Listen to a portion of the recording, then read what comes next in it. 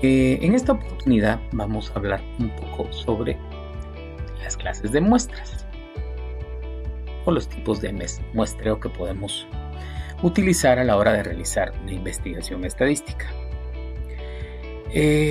Primeramente tenemos el tipo de muestreo por conveniencia, que es un muestreo no aleatorio. En este caso, el investigador selecciona el grupo objetivo determinado, lo cual presenta pues cierta manipulación por parte del investigador y lo que en algún momento puede llegar a comprometer la confiabilidad del estudio. Luego tenemos cuando el muestreo es aleatorio. ¿Qué quiere decir la palabra aleatoria? Que todos los elementos que seleccionamos tienen la misma probabilidad de ser escogidos en nuestro estudio. Recordemos que para motivos de funcionabilidad del estudio es necesario establecer una muestra. El tamaño de una muestra entonces va a ser uno de los principales factores que debemos de considerar a la hora de realizar un estudio. En cuanto al muestreo, bueno, tenemos primeramente el muestreo seleccionado al azar, que es conocido como el aleatorio simple. Y cuando existen también elementos en forma consecutiva, puede ser un muestreo aleatorio sistemático. ¿Dónde se da esto, por ejemplo? Imagínense que estamos investigando el uso de un sistema como puede ser el Transmetro o el Transurban. Entonces nosotros nos dedicamos a sondear, a encuestar o entrevistar a los usuarios que abordan el medio de transporte que escojamos. Puede ser ahora pico, pero cuando es aleatorio sistemático quiere decir que podemos escoger de las personas que acuden a cierta determinada parada a los que lleguen de 5 en 5 o de 10 en 10.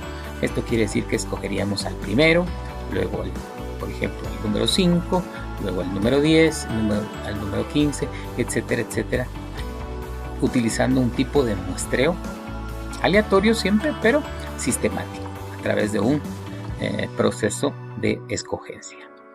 Pero el primero que vamos a abordar es el muestreo aleatorio simple. Quiere decir que vamos a seleccionar de un grupo determinado muestras al azar, que tengan la misma probabilidad de ser seleccionadas. Bien, en este caso, ¿sí?, las características que debe de reunir una muestra para que sea confiable debe de ser representativa, debe tener un tamaño idóneo y, por supuesto, que debe de intervenir el azar. En cuanto al tamaño de la muestra o al tamaño de la población, deben de guardar una relación.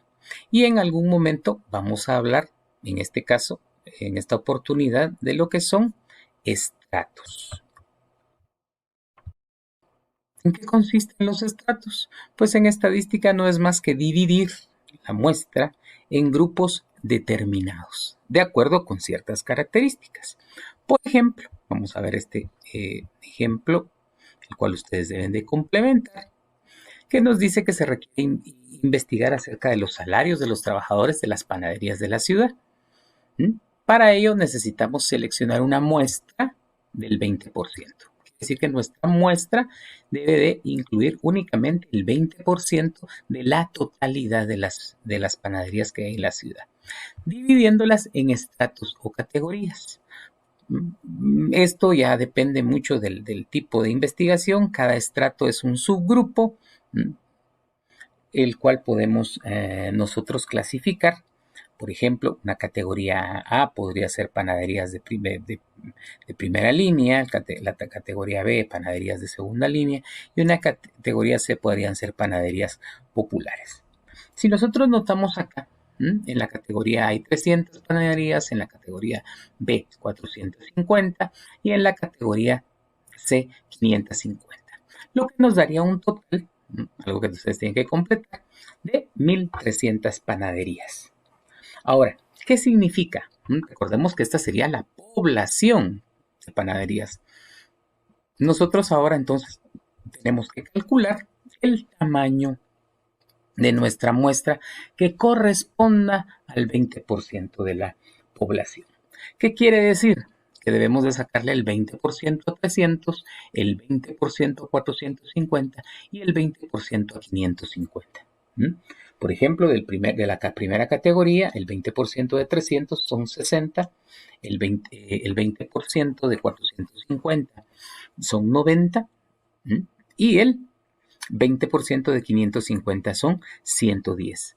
Esto significa que la muestra que nosotros debemos de tomar para hacer nuestro estudio, siguiendo este 20%, que es el requerimiento que tenemos, o lo que nos propusimos, sería un total de 260 panaderías, de un total de población, en este caso, de 1.300 panaderías.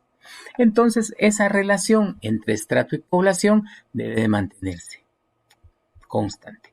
En el ejercicio nos presentan diferentes estudios, los cuales ustedes deben de completar utilizando la misma mecánica, es decir, estableciendo, primero que nada, la totalidad de la población y luego extrayendo el porcentaje representativo de cada una de los grupos o estratos seleccionados, para indicar, en este caso, el tamaño de la muestra que debemos de utilizar para cada uno de los ejemplos que a continuación se presentan. Bien, espero que este video sea de su utilidad. Para mí es un gusto saludarles y estoy pendiente a la recepción de sus trabajos. Hasta pronto. Gracias.